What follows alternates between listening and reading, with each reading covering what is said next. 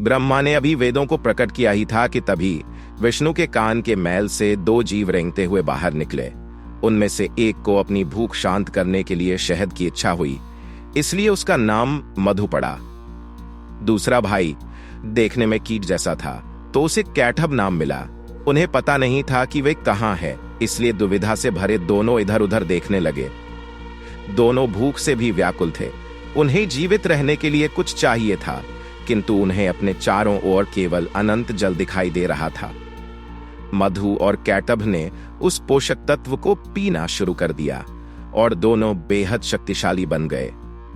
जैसे जैसे उनके शरीर बड़े होते गए, वैसे वैसे उनके सिर का आकार भी बढ़ता गया।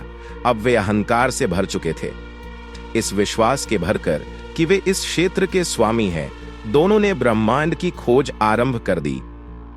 भटकते हुए दोनों ब्रह्मा के पास पहुंच गए, जो अपने कमल के ऊपर विराजमान थे। दोनों भाई सृष्टिकर्ता का विरोध करने लगे। तुम कौन हो? यह पृष्ठासन केवल श्रेष्ठ लोगों के लिए है। तुम्हारी हिम्मत कैसे हुई इस पर बैठने की? उन्होंने रोषपूर्ण स्वर में पूछा। ब्रह्मा ने कुछ नहीं कहा, जिससे मधु और कैटभ और भड़क उठे। आसन से नीचे उतरकर या तो हमारी संप्रभुता को स्वीकार करो या हमें युद्ध में परास्त करके अपनी श्रेष्ठता सिद्ध करो। सृष्टि के रचयिता ने जब उनका कहा नहीं माना, तो मधु और कैटभ ने ब्रह्मा को नीचे गिराने के उद्देश्य से कमल नाल को हिलाना शुरू कर दिया। बेचारे ब्रह्मा ने पुष्प को कसकर पकड़े रखा, किंतु वेद उनके हाथ से फिसल गए और पुष्प की पंखुड़ियां के बीच की दरारों से एक एक करके नीचे गिरने लगे। दोनों भाइयों ने वेदों को पानी के नीचे छिपा दिया और ब्रह्मा को धमकी देने लगे कि उनके द्वारा अब तक बनाई गई सृष्टि की प्रत्येक वस्तु को नष्ट कर देंगे। ब्रह्मा घबराकर विष्णु के पास पहुंचे। हे ब्रह्मांड के रक्षक, मैं आपसे अनुरोध करता हूं कि मेरी सहायता कीजिए। क्या आप नहीं जानते कि मैं आपके मल से उत्पन्न हुए प्राणियों से भी मुकाबला नहीं कर सकता? यदि आप मेरी रक्षा नहीं करेंगे तो मैं सृष्टि के रचना कार्य को कैसे पूरा करूंगा? हम ऐसा व्रत क्यों बनाएं यदि उसके सिरे परस्पर मिल नहीं सकते? क्या आप मेरी विनती सुन रहे हैं भगवान? आप मुझे सुन रहे हैं? दुर्भाग्य से विष्णु तो पहले ही योग निद्रा में प्रवेश कर चुके थे।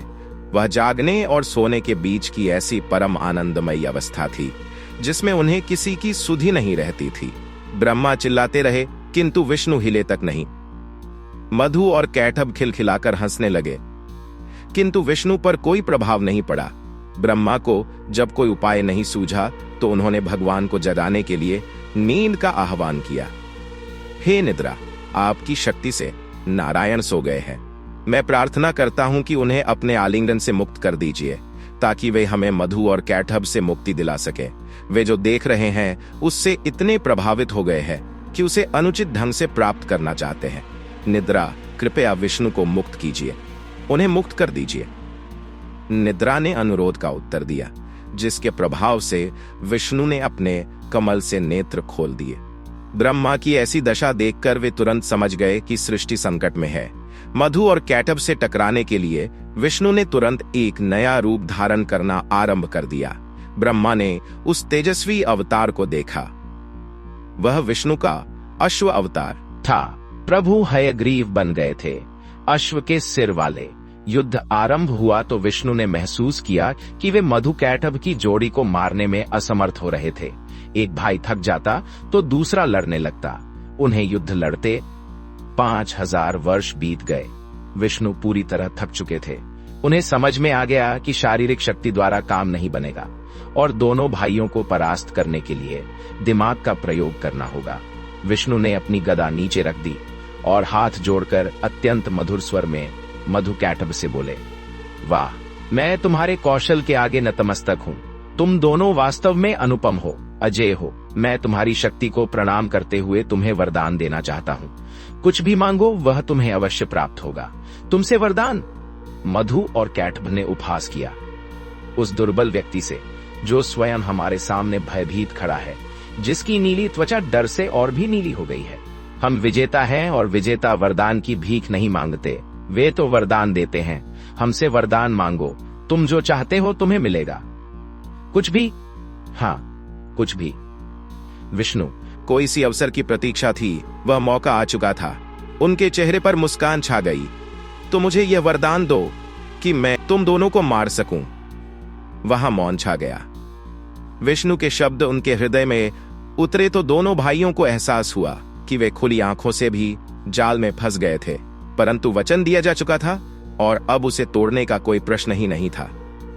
मधु कैटअप को मौत का साया अपने सिर पर मंडराता दिखा तो जीवित रहने की ललक जागृत हो उठी। उन्होंने नीचे देखा किस तरह पानी चारों ओर अनंत ढंग से फैलता जा रहा था। उन्होंने स्वयं को बचाने के लिए आखिरी दांव खेला। दोनों एक स्वर में बोले, तुम हमें मार सकते हो, किंतु एक शर्त यह है कि हमें ऐसे स्थान पर मारना जहां पानी न हो। हयग्रीव फिर मुस्कुराए। उन्होंने हाथ फैलाकर अपना आकार बढ़ाना शुरू कर दिया। उनका आकार बड़ा होता जा रहा था, बड़ा और बड़ा। उनका आकार इतना बढ़ गया कि मधु और कैटअप को उनका सिर दिखाई नहीं पड़ रहा था। उन्हें पानी के ऊपर केवल हयग्रीव का रूप एक विशाल नीले पर्वत के समान दिख रहा था।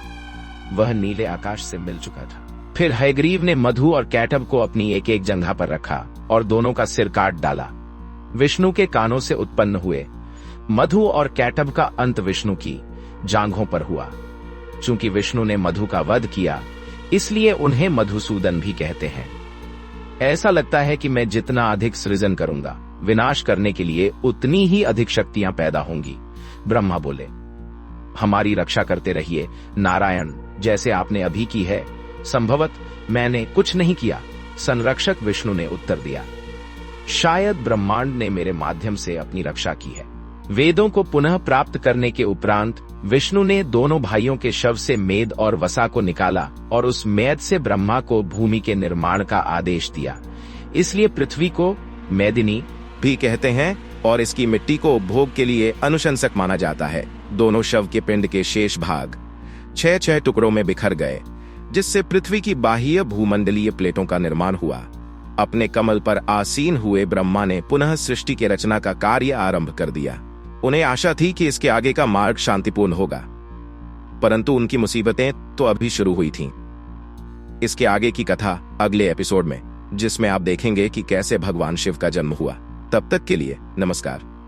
हमारे चैनल को सब्सक्राइब करिए और लाइक का बटन दबाना मत भूलिएगा। जय श्री राम।